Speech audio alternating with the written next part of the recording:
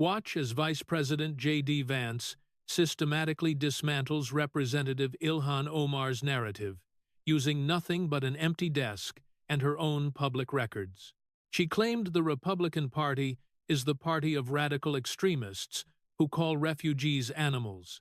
Ilhan Omar was 9 minutes into her opening statement when she pointed at Vice President JD Vance. Vance looked at her the way Marines look at things directly, without expression, without hurry, and waited for her to finish. What you are about to hear is the Vice President of the United States systematically dismantling a sitting Congresswoman using nothing but her own public records.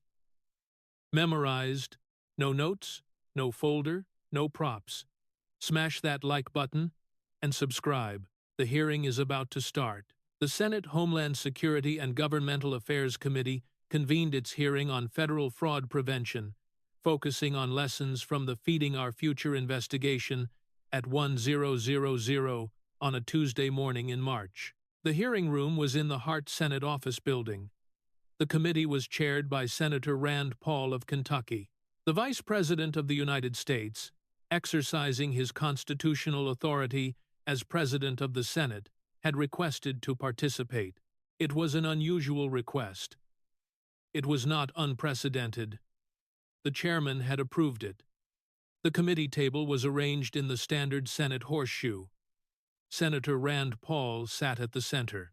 To his right, Senator Tim Scott of South Carolina and Vice President JD Vance.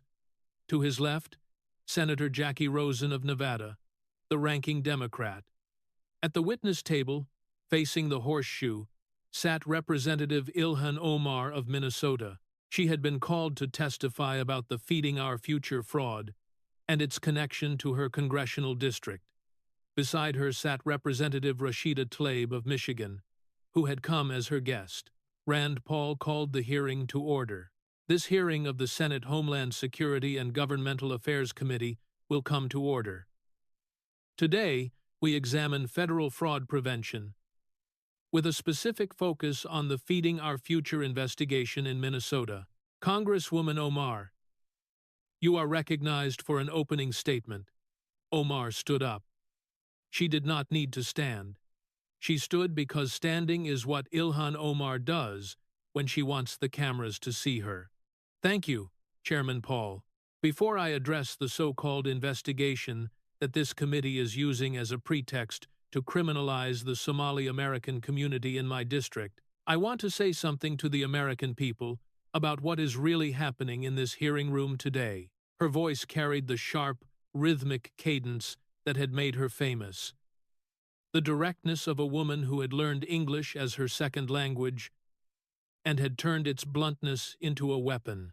Sitting across from me is the Vice President of the United States, JD Vance, a man who wrote a book called Hillbilly Elegy that made millions of dollars by selling his family's poverty to Netflix. A man who called Donald Trump America's infamous dictator in 2016 and then became his vice president in 2025. A man who called women without children childless cat ladies on national television, and a man who has spent his entire political career pretending to be working class while cashing checks from Peter Thiel, a Silicon Valley billionaire who funded his Senate campaign and bought his political career. She pointed at Vance. The gesture was sharp. J.D. Vance is a fraud. He did not escape poverty. He monetized it. He is the most successful poverty profiteer in American political history. She turned to face the cameras. And the Republican Party that made him vice president is the party of radical extremism, the party that banned Muslims from entering this country, the party whose leader, Donald Trump, stood at a rally in my home state of Minnesota and called Somali refugees animals. Animals, that is what the President of the United States called the people I represent. This hearing is not about fraud prevention, Mr. Chairman. This hearing is about targeting a Muslim congresswoman and the immigrant community she represents. It is about using the actions of a few criminals to smear an entire population of refugees who fled war and famine to build new lives in America. And it is about a Republican Party that sees my community, a community of survivors, and sees criminals instead. Mr. Vice President, do not sit across from me with your empty desk and your Yale Law degree and your Marine Corps pin and pretend that this hearing is about accountability. This hearing is about power, and power in the Republican Party has always meant one thing: silencing black and brown voices that refuse to be silenced. Rashida stood and applauded. Several Democratic staffers in the back of the hearing room nodded. Senator Jackie Rosen, the ranking Democrat, did not applaud. She looked at her notes. Rand Paul turned to Vance. Mr. Vice President, you may respond. The Vice President's desk was empty. No folder, no notebook, no legal pad, no phone, no water glass. The mahogany surface was bare, except for the microphone and the small brass nameplate that read, Vice President of the United States, J.D. Vance did not stand. He looked at Omar for 2 seconds. Then he spoke. Thank you, Chairman Paul. Congresswoman Omar, I appreciate the opening statement. I am going to skip the personal attacks and go directly to the subject of this hearing. His voice was flat, not warm, not cold. The voice of a man who had decided, before walking into the room, that he was not going to waste time on anything that was not a fact. You called my party radical extremists. I want to note for the record that my wife Usha is the daughter of Indian immigrants. Senator Tim Scott, sitting to my right, is a black man from North Charleston, South Carolina. You have just called both of them, my wife and my colleague, members of an extremist party. I let them decide how they feel about that characterization. You called me a fraud for writing a book about poverty. Every word in that book is true and verifiable. But we're not here to discuss my book. We're here to discuss $250 million. You called this hearing a pretext to target the Somali community. This hearing was convened by the chairman of this committee to examine a federal criminal investigation that produced 47 indictments and approximately 25 convictions. The investigation was initiated by the Biden administration's Department of Justice. The lead prosecutors were appointed by a Democratic U.S. attorney. The FBI agents who conducted it served under both Republican and Democratic directors. This is not a partisan investigation, Congresswoman. It is a federal criminal investigation into the largest pandemic fraud case in American history.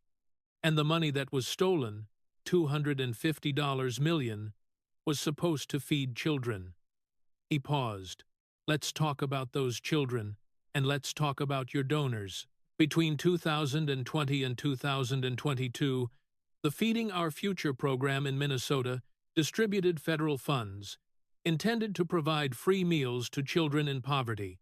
The program was designed to serve communities where child hunger rates exceeded the national average. Your district, Minnesota's 5th, qualified because approximately 23% of the children in your district live below the federal poverty line.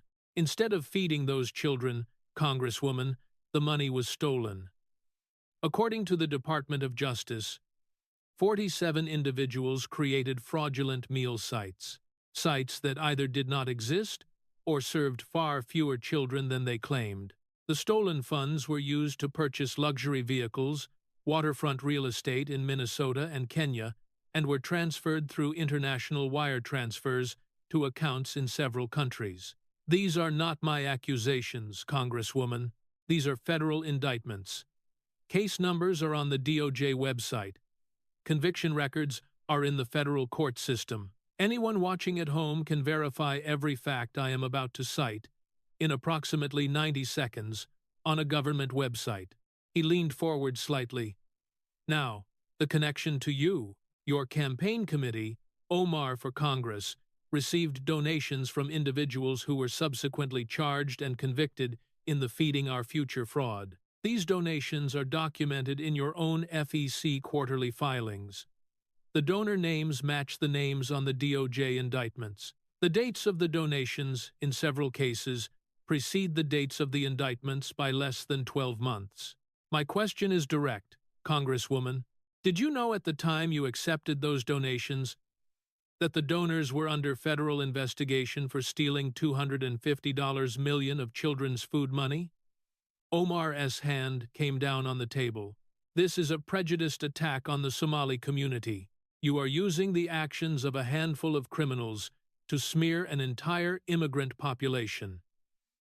Tim Scott's microphone clicked on. Mr. Chairman, I'd like to respond to that. Tim Scott was 60 years old, the senior Republican senator from South Carolina, and the first black Republican elected to the Senate from a southern state since Reconstruction. He did not raise his voice. He did not need to. I am Tim Scott. I am a black man from North Charleston, South Carolina. I grew up poor, single-parent household. My mother worked double shifts so I could eat dinner. Nobody on this committee is criminalizing the Somali community. Congresswoman, the Department of Justice, under a Democratic president, with Democratic prosecutors, charged 47 specific individuals with specific federal crimes. Those individuals have names, they have case numbers, they have convictions. The Vice President asked you a factual question about whether your campaign received donations from some of those individuals. That is an accounting question. It is not a racial question. And Congresswoman, as a black man who has been called prejudiced by progressives for 20 years simply for being a Republican, I am asking you to stop using the word prejudiced as a substitute for the word accountable. Because every time you do it, you cheapen the word for the people who actually experience prejudice. And some of us in this room have actually experienced it. The hearing room absorbed this. Scott had not raised his voice. He had not pointed. He had delivered the statement the way a man delivers a statement he has been waiting to make for a very long time. Vance continued, without acknowledging Omar's interruption. I will take the Congresswoman's non-answer as a non-answer and note it for the record. Let me continue with the specifics, because the American people watching at home deserve specifics. According to federal court records, all of which are public documents, the Feeding Our Future fraud operated through a network of approximately 250 fraudulent meal sites across Minnesota. These sites claimed to be serving thousands of meals per day to children in poverty. Federal investigators found that many of these sites either did not exist at all, they were addresses for empty lots, closed businesses, and in one case, a residential garage. Or they served a small fraction of the meals they reported. The money that was supposed to purchase food for children was instead used to purchase the following. And I am reading from federal indictment summaries, Congresswoman, not from Republican talking points. Luxury vehicles, including a $200,000 Porsche. Waterfront real estate in Burnsville and Prior Lake, Minnesota. International wire transfers to Kenya totaling more than $3 million. And commercial real estate purchases that had no connection to child nutrition whatsoever. I want to be very specific about one number. $250 million is approximately the annual operating budget of the Minneapolis Public Schools Food Services Division. In other words, the amount that was stolen from the Feeding Our Future program is roughly equivalent to 1 full year of school lunches for every public school student in Minneapolis. Congresswoman, you represent these children. Many of them are Somali American. Many of them live below the poverty line. And the money that was supposed to feed them, their turkey sandwiches, their milk cartons, their apples, was diverted into Porsches and waterfront real estate, while they went hungry. My question remains, Did you know at the time your campaign accepted donations from individuals who are now convicted of this crime, that those individuals were under federal investigation? Omar did not answer. She looked at Tlaib. Tlaib did not look back. I will note the second consecutive non-answer for the record. Moving on. The wealth. If you're still listening, Tim Scott just told a sitting congresswoman to stop using the word prejudiced as a substitute for accountable. And Vance hasn't even gotten to the $30 million yet, or the husband, or the brother. Hit that like button and comment food money. If you see where this is going, Congresswoman, I want to discuss your household finances.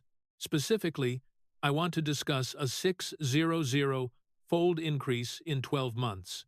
According to your 2023 financial disclosure, filed with the House Clerk's Office, a public document available on the House website, your household assets were valued at approximately $51,000. According to your 2024 financial disclosure, filed 1 year later with the same office, your household assets were valued at between $6 million and $30 million. He let the numbers sit in the hearing room for 3 seconds. $51,000 to $30 million in 12 months.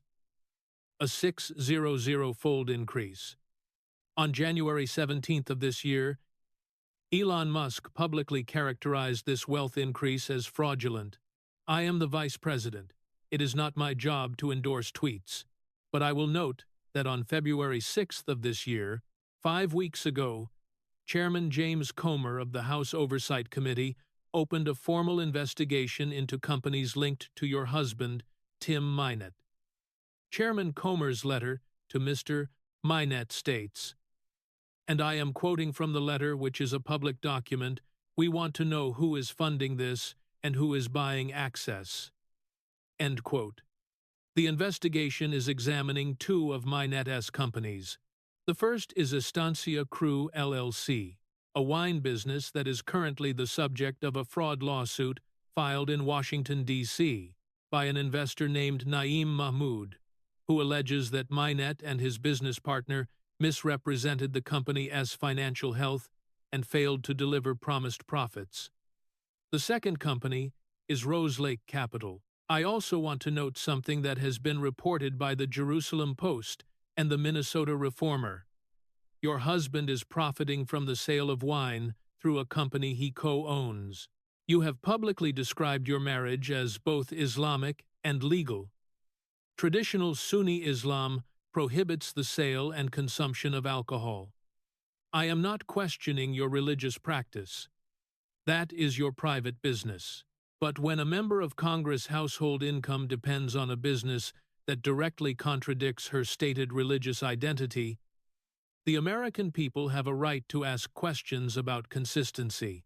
Separately, and this is the part that connects to this committee's mandate, your campaign committee paid Minett's consulting firm, E Street Group, LLC, approximately $3 million between 2018 and 2022. These payments are documented in 16 separate FEC quarterly filings, filed under penalty of perjury.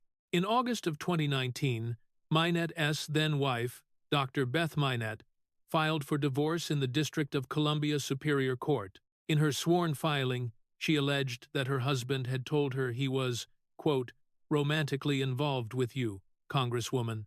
She further alleged that his campaign travel was, quote, more related to his affair with Representative Omar than with his actual work commitments. End quote. $3 million of donor money to your romantic partner's consulting firm. A 600-fold wealth explosion in 12 months. A fraud lawsuit against your husband's wine company. And a formal oversight committee investigation opened 5 weeks ago by Chairman Comer. These are public records, Congresswoman. Not allegations.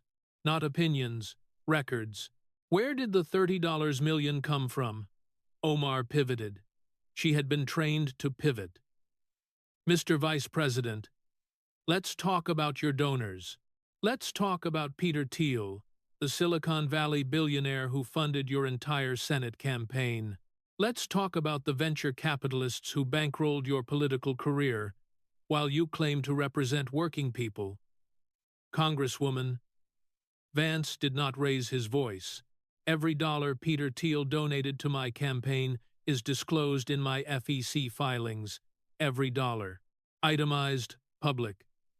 I have never had an FEC complaint filed against me. I have never been fined by a state campaign finance board. And my household wealth did not increase 600-fold in 12 months. I answered your question in 4 sentences. Can you answer mine? Where did the $30 million come from? Omar did not answer. Rand Paul spoke from the chairman's seat. Mr. Vice President, I want to supplement that exchange with a procedural note. As chairman of this committee, I have formally requested financial records from Mr. Minet's companies, Estancia Crew LLC and Roselake Capital. The deadline for compliance is April 15th. If the records are not produced by that date, this committee will issue subpoenas. That is not a political threat, Congresswoman. It is a legal process. And it applies to everyone equally, regardless of party, regardless of religion, regardless of which cable news network is covering the hearing. Congresswoman, I want to address one more factual matter before we move to the final section of this hearing. Vance's voice did not change. It remained flat, precise, unhurried. The voice of a man who had been trained, first by the Marine Corps and then by Yale Law School, to deliver difficult information without editorializing it. In 2016, during your first congressional campaign, allegations emerged that your second marriage to a man named Ahmed Noor Saeed Elmi may have been connected to an immigration fraud scheme. These allegations were investigated by multiple journalists and by the Minnesota State Campaign Finance Board. The state investigator described what he found as, quote, substantial evidence of irregularities in the public records surrounding that marriage.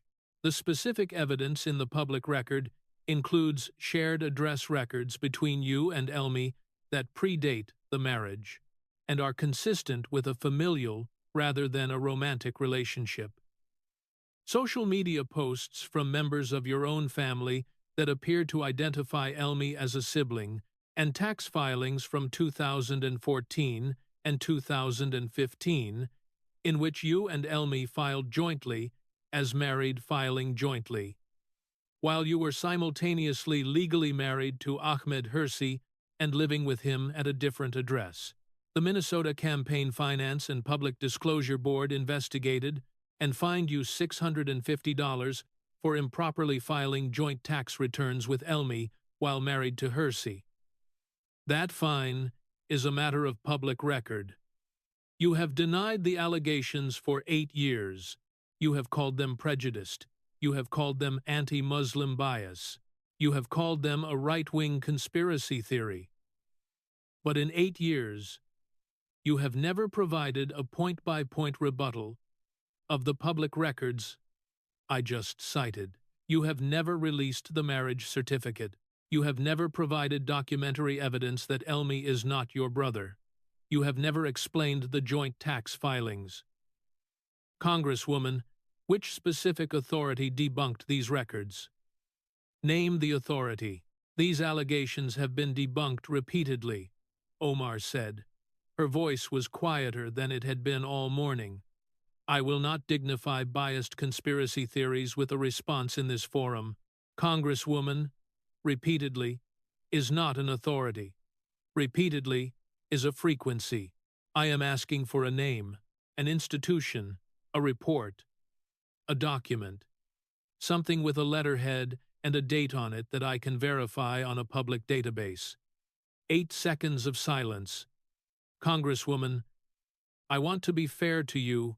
I understand that these allegations are personal and that they involve your family. I am not asking you to discuss your private life. I am asking you to identify the specific authority that reviewed the Minnesota Campaign Finance Board's findings, reviewed the shared address records, reviewed the social media posts, reviewed the joint tax filings, and concluded that the allegations were false. If such an authority exists, naming it would end this line of questioning immediately. I would accept the finding and move on. 12 seconds of silence. I am giving you the opportunity to end this, Congresswoman. Name the authority. Omar looked at Tlaib. Tlaib was looking at the table. Omar looked at Rosen. Rosen was looking at her notes. Omar looked at the cameras. The cameras were looking at her. She did not name an authority.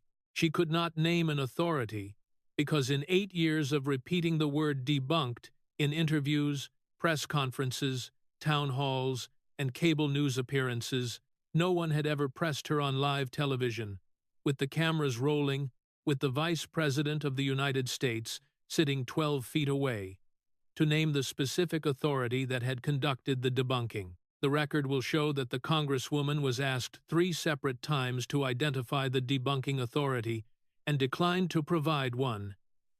8 years. 0 sources.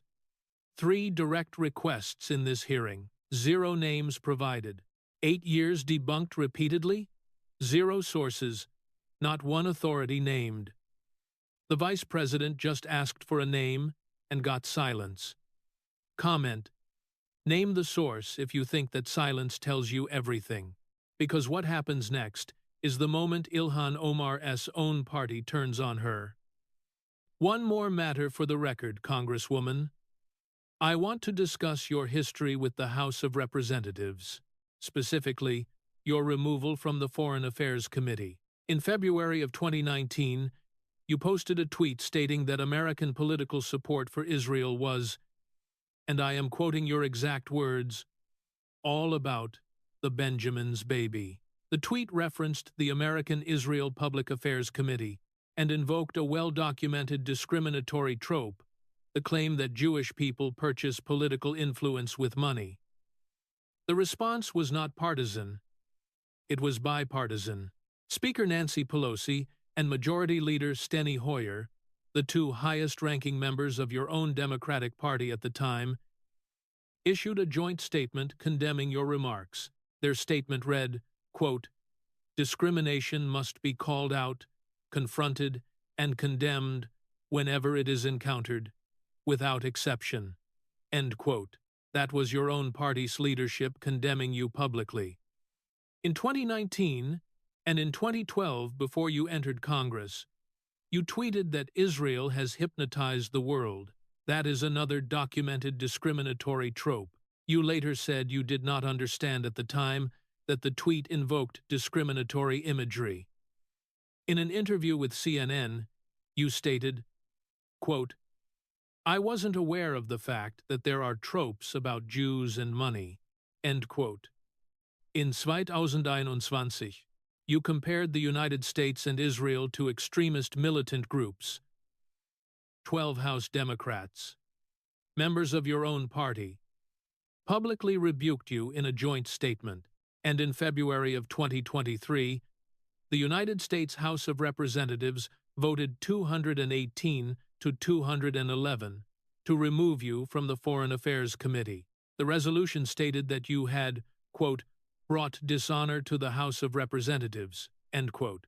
Congresswoman, you were removed from a congressional committee by a vote of the full House of Representatives for discriminatory statements made repeatedly over a period of years, condemned by your own party's leadership. And then you walked into this hearing room today and called every question about your record prejudiced. He looked at her directly. The person in this hearing room who has been formally sanctioned for bigotry, Congresswoman, is not me. It is you. And then Jackie Rosen spoke. Senator Jackie Rosen of Nevada was 67 years old. She was Jewish. She was a Democrat. She had been silent for the entire hearing, watching, listening, calculating. She had watched Omar's opening attack. She had watched Vance's methodical response. She had watched Tim Scott's intervention. She had watched the brother question go unanswered. And she had been waiting for this moment, because this moment was the reason she had come to the hearing. She leaned forward to her microphone. "Mr. Chairman, I want to make a statement for the record. As a Jewish American and as a Democrat, every Democrat in the hearing room held their breath. The Vice President has cited Congresswoman Omar's documented history of discriminatory comments. I want to be clear about something that I think matters more than any political calculation I could make today. In 2019, when Congresswoman Omar made the Benjamins comment, I co-sponsored the House resolution condemning discrimination. I did so as a Democrat. I did so as a Jew. I did so because discrimination is not a partisan issue. It is a moral issue that transcends party loyalty." She paused, looked at Omar, and looked back at the camera. "I also want to state for the record that the Feeding Our Future investigation involves $250 million of stolen federal funds, money that was supposed to feed children. This committee has a responsibility to investigate that theft, regardless of whose district it occurred in, regardless of whose donors are implicated, and regardless of who is uncomfortable with the investigation. Congresswoman Omar, I have defended you publicly against what I believed were unfair attacks over the years. I defended you on the floor of the House when Republicans moved to remove you from the Foreign Affairs Committee. I did so because I believed at the time that the removal was politically motivated. I want to be transparent about that history, because what I am about to say will be difficult for both of us. I cannot defend silence when legitimate questions are asked about public records. I cannot defend a 600-fold wealth increase that has not been explained. I cannot defend campaign donations from individuals convicted of stealing children's food money, and I cannot defend the use of the word prejudiced to avoid answering questions about campaign finance. That cheapens the word Congresswoman. It cheapens the word prejudiced in a way that harms every community that actually experiences bias. And, as a Jewish American who has experienced real discrimination, including Congresswoman, from your own public statements in 2019 and 2012 and 2021, I take the cheapening of that word personally, because when every question is prejudiced, no question is prejudiced, and that helps no one, least of all the communities you claim to protect. The hearing room went very still. A Jewish Democrat had just publicly broken with a Muslim colleague, not on policy, not on party strategy, but on the fundamental question of whether calling every question prejudiced was an acceptable substitute for answering it. Rosen had not raised her voice. She had not been theatrical. She had been precise, personal, and devastating, in the particular way that only a colleague's betrayal can be devastating, because colleagues know where the wounds are. Several Democratic staffers in the back of the room looked at each other. One of them closed her laptop. The hearing had crossed a line that no one in the room had expected it to cross, and the line had been crossed not by a Republican, but by a Democrat. Omar turned to Rosen. Her voice was sharp, but there was something underneath the sharpness that had not been there before, something that sounded, for the first time all morning, like genuine surprise. "Senator Rosen, are you serious right now? You are siding with Trump's vice president against a fellow Democrat, against a Muslim woman who has been targeted by this administration from the day she took office?" Rosen did not flinch. "I am siding with the $250 million that was supposed to feed children, Congresswoman. That money does not have a party, and those children do not have a lobbyist. They do not have a consulting firm. They do not have a 600-fold wealth increase. They have empty lunch trays, and this committee owes them answers, regardless of who is uncomfortable providing them." Omar stared at her for 3 seconds. She had no response. The phrase, empty lunch trays, sat in the hearing room like a verdict that had already been delivered. You just watched a Jewish Democrat publicly break with Ilhan Omar on the record, on live C-SPAN, over discrimination and $250 million of stolen children's food money. Omar's own party just turned on her. Comment, follow the money if you think the children who were supposed to eat those meals deserve answers. Because what comes next is Omar's last chance to fight back. Ilhan Omar stood up. She had been sitting for 43 minutes, absorbing blows, absorbing questions, absorbing Tim Scott's accounting lecture, absorbing Jackie Rosen's rebuke, absorbing the silence that followed every unanswered question. Now, she stood, because standing was what she did when she had nothing left except the force of her own voice. Mr. Vice President, since you want to discuss records, let me discuss yours. Her hands were moving again. The defensive choreography had returned. You called Donald Trump America's infamous dictator in 2016. Your exact words, not a paraphrase, not taken out of context. You typed them in a private message to a friend, and when the message was leaked, you confirmed it was authentic. America's dictator. And then you spent the next 8 years transforming yourself from Trump's most articulate critic into Trump's vice president. That is not a political evolution, Mr. Vice President. That is a character study in ambition without principle. You said on national television, on Tucker Carlson's show in 2021, that women without children are, quote, childless cat ladies, who have, quote, no direct stake in the future of this country.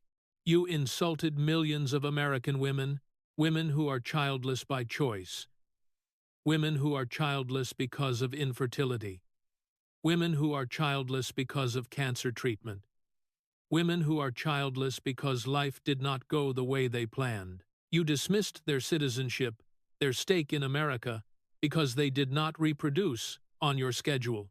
You were a venture capitalist for Peter Thiel in San Francisco, in the same Silicon Valley you now attack in your speeches. Peter Thiel, a tech billionaire worth approximately $10 billion, a man who funded a surveillance company called Palantir that has government contracts to track immigrants. That is the man who bankrolled your Senate campaign with $10 million. You did not run for Senate because the people of Ohio asked you to, Mr. Vice President.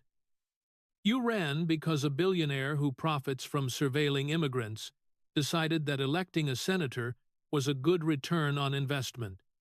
Your book, Hillbilly Elegy, the book that made you famous, the book that Hollywood turned into a Netflix movie, blamed poor people for their own poverty. You wrote, and I am quoting directly from page 174, we talk about the value of hard work, but tell ourselves that the reason we're not working is some perceived unfairness. You blamed the workers, Mr. Vice President, not the corporations that shipped their jobs to China, not the pharmaceutical companies that flooded their communities with harmful prescription medications until the life expectancy in your home county dropped below the national average, not the hedge funds that bought their factories and stripped them for parts. The workers and you, a man who changed his name 3 times, changed his party loyalty once, changed his position on Donald Trump 180 degrees, and changed his career from venture capital to populism. When the polling told him to, do you have the audacity to sit across from a refugee who has held the same principles for her entire public life and question my integrity? Tlaib applauded. 2 Democratic staffers stood briefly. For 20 seconds, the hearing room's momentum shifted. Omar had landed real punches.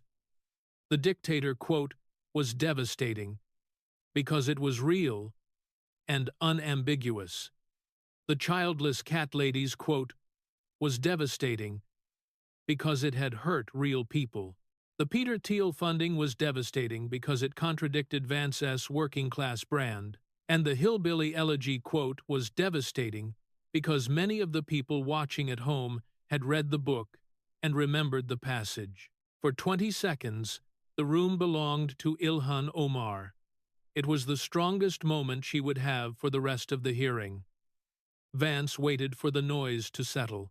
When it did, his voice was exactly as flat as it had been at the beginning of the hearing. Congresswoman, I'll address your 4 points. 1. America's dictator. I said it in 2016. I was wrong. I have publicly said I was wrong on the record, multiple times, including during my vice presidential debate with Governor Walz on national television. I changed my mind about Donald Trump after seeing his policies in action. Americans are allowed to two childless cat ladies. A bad joke in a bad interview. I have apologized for the phrasing. I stand by the policy point underneath it, which is that family formation matters to the future of the country. You can disagree with the policy.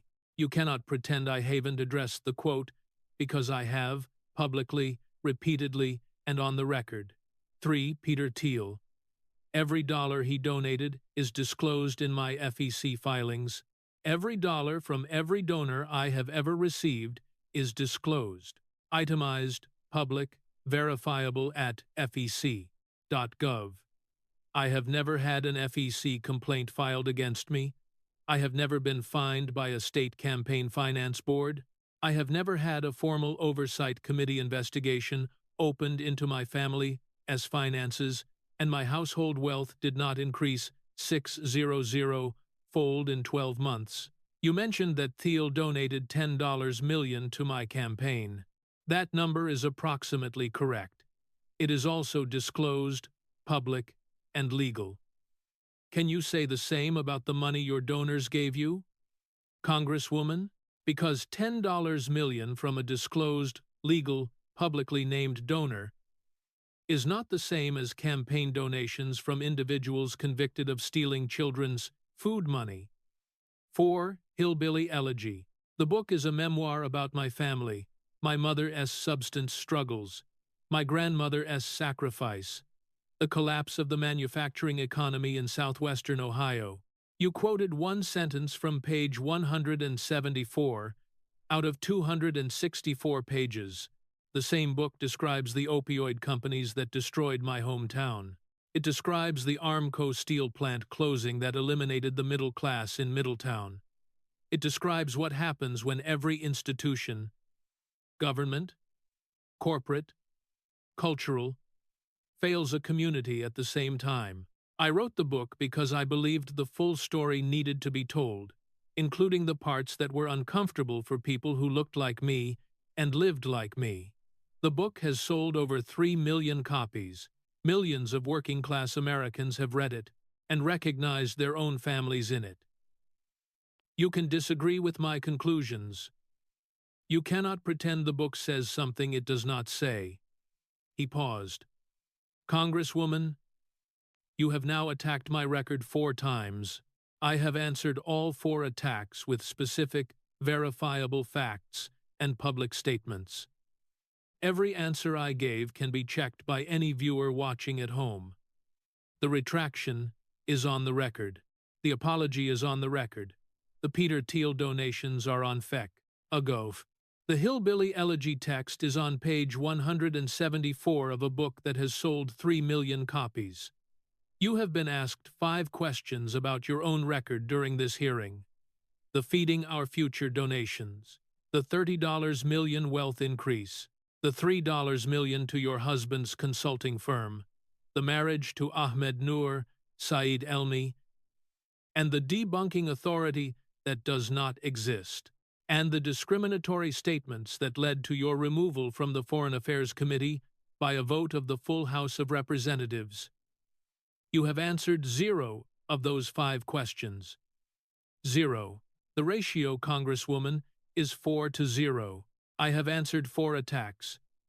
You have answered 0 questions, and the American people watching at home, the truck drivers, and the nurses, and the teachers, and the electricians, who do not have Yale law degrees or congressional salaries or 600-fold wealth increases, The American people can count, and they are counting right now. Congresswoman, I want to close briefly, because the facts are on the record, and the American people are capable of drawing their own conclusions without me telling them what to think. In 7 years in Congress, you have been removed from the Foreign Affairs Committee by a vote of the full House of Representatives for discriminatory comments. You have been fined by the Minnesota Campaign Finance Board for improper tax filings. Your campaign has paid your husband's consulting firm $3 million, a husband whose ex-wife alleged under oath that his travel was a cover for an affair. Your household wealth has exploded from $51,000 to as much as $30 million in 12 months, and a formal oversight committee investigation is examining the source of that wealth. Your campaign received donations from individuals convicted of stealing $250 million from children's food programs, and you have been asked for 8 years to explain the public records surrounding your marriage to Ahmed Nur Saeed Elmi. And for 8 years, your only answer has been debunked, without naming a single debunking authority. In response to every one of these questions today, and for the past 8 years, you have said the same word, prejudiced. Congresswoman, I am married to an Indian-American woman. Senator Scott is a black man from South Carolina.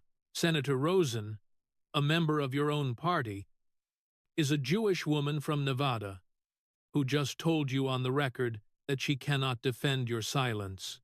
The people asking you questions in this hearing room include a Marine veteran, a black senator, a Jewish Democrat, and the chairman of this committee. We are not an extremist group.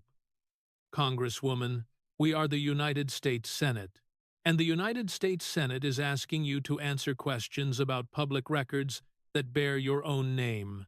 And Congresswoman, I want to say one more thing before I close, because what happened in this hearing today is not just about you. It is a pattern, and the pattern is what I think the American people need to see. For the last decade, a specific group of politicians in your party has adopted a specific strategy for avoiding accountability. The strategy is simple. When a Republican asks about public records, call the question prejudiced. When a senator asks about campaign finance, call the question anti-Muslim bias. When a committee chairman issues a subpoena, call the subpoena radical extremism. When a journalist writes a story, call the journalist a bigot. The strategy works for a while. It works because the accusation of bias is so serious in American public life that most people would rather drop the question than risk being called prejudiced for asking it. And that is what you have counted on for 8 years, Congresswoman. You have counted on the decency of the people asking the questions. You have weaponized their decency against them, but decency has a limit. And I think today, with Senator Rosen's statement, with Senator Scott's statement, with the public records on the table, we have reached that limit.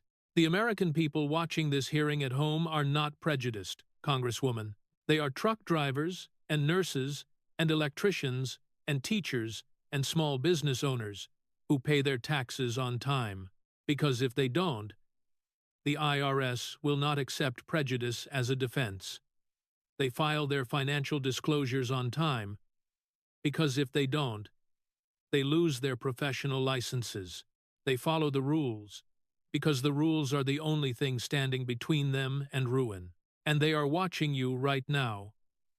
On C-SPAN, refuse to answer 5 questions about your own public records, and they are wondering what every American wonders when a politician wants to answer a question, what is she hiding? I do not know what you are hiding, Congresswoman. That is not my accusation. My accusation is simpler. You have been asked. You have not answered. And the American people deserve better from a member of the United States Congress. You have chosen not to answer. He looked at her for 2 seconds. The American people will decide what that silence means. I do not need to tell them. They already know. And then, Ilhan Omar began to speak. and her voice broke. Not loudly, not theatrically. The sharp cadence that had carried her through 8 years of congressional confrontations, the cadence that had turned impeach him into a rallying cry, that had made All About the Benjamins into a viral moment, that had powered 1,000 campaign speeches and 100 cable news appearances and 50 committee hearing interruptions. That cadence cracked. This hearing is... She stopped, started again. This hearing has been... She stopped again. The sentence she was constructing did not have an ending she was willing to say out loud. For the first time in her congressional career, in front of a live C-SPAN audience, in front of the Vice President of the United States, in front of a Jewish Democrat who had just abandoned her, in front of a black Republican who had told her that accounting does not have a race, Ilhan Omar started a sentence she could not finish. The cameras caught it, the unfinished sentence, the pause, the moment when the cadence that had built an entire political career simply stopped working. "I yield," she said finally. 2 words, the shortest statement she had made in any hearing in 7 years. Vance spoke his last line. "I yield my time, Mr. Chairman." 7 words. The desk was still empty. Rand Paul gave the hearing closed. Based on the public records and testimony presented today, the committee will refer the matters discussed to the Department of Justice, the House Ethics Committee, and the House Oversight Committee for further review. The committee notes Senator Rosen's statement regarding bipartisan investigative intent. This hearing stands adjourned. The gavel fell. Rashida Tlaib left first. She gathered her papers without looking at Omar, walked out through the main doors, and was on her phone before she reached the hallway. The reporters waiting outside got the back of her head. Jackie Rosen left second. She gathered her notes slowly, the way senators gather notes when they know the cameras are still on. She walked past Omar's seat. She stopped. She leaned down and said something quietly. 5 words. Too soft for the microphones, but clearly and slowly enough that 3 lip readers, hired by 3 different news networks, would later agree on what she said. "Ilhan, answer the questions, please." Omar did not respond. Rosen straightened up and walked out. Ilhan Omar was the last person on the Democratic side to leave. She sat at the witness table for 90 seconds after the gavel. The C-SPAN cameras were still rolling. They captured her sitting alone, hands flat on the table, staring at the empty chair where Jackie Rosen had been sitting. After 90 seconds, she stood. She picked up her manila folder. She walked to the side door of the hearing room. Not the main door where the reporters waited with cameras and microphones. The side door, the staff door, the quiet door. It closed behind her, without a sound. Tim Scott walked over to Vance and shook his hand. "Mr. Vice President." "Thank you." Tim, the accounting line was the one that mattered. Accounting doesn't have a race. It needed to be said. It did. Rand Paul nodded from the chairman's seat, the brief nod of a surgeon who had watched a colleague perform a clean procedure. Vance stood up. He picked up nothing from his desk, because there was nothing on his desk. He straightened his jacket, walked out through the main doors, past the cameras, past the questions, past the reporters shouting his name. He did not stop. He did not comment. The Vice President of the United States walked to the elevator at the end of the hall, and the doors closed, and he went back to work. JD Vance walked into the Vice President's residence at 7:45 that evening. Usha was at the kitchen table helping their daughter with homework. Their youngest was already asleep upstairs. Usha looked up. "I watched. And you didn't bring any notes." "Didn't need them." "I know. That's what made it work." He sat down at the table, helped his daughter with homework for 20 minutes, did not check his phone, did not look at the view count. The clip was at 43 million and climbing. but the Vice President of the United States was reviewing multiplication tables with a 7-year-old, because that is what Tuesday evenings looked like at Number 1 Observatory Circle. When the hearing was over, and the cameras were off, and the only thing left to do was be a father. Somewhere in Minneapolis, a congresswoman was drafting a press release that would call the hearing a prejudiced spectacle, orchestrated by Trump's political machine. The press release would get 14,000 retweets by morning. The hearing clip would pass 50 million views by midnight. And at Number 1 Observatory Circle, the man who had memorized an entire career's worth of FEC filings without writing a single one down, was sitting at a kitchen table with his family, because some things do not require notes, and the most important things in both categories have nothing to do with politics. The desk had been empty. The desk had always been the point. If you made it this far, you just watched the Vice President of the United States destroy a sitting Congresswoman's entire record, using nothing but memorized public records and an empty desk. You watched a black Republican from South Carolina tell her that prejudice is not a substitute for accountable. You watched a Jewish Democrat tell her own colleague to answer the questions, and you watched Ilhan Omar start a sentence she could not finish, for the first time in her congressional career. Smash that like button if you believe public records matter more than press releases. Subscribe, because more stories are coming. Comment empty desk if you think every politician should have to answer questions without notes and without excuses. And share this with everyone who has ever watched a politician call a question prejudiced instead of answering it. Because the $250 million that was supposed to feed children does not have a party, and the children who were supposed to eat those meals are still waiting for someone to explain where the money went. The desk was empty. The answers were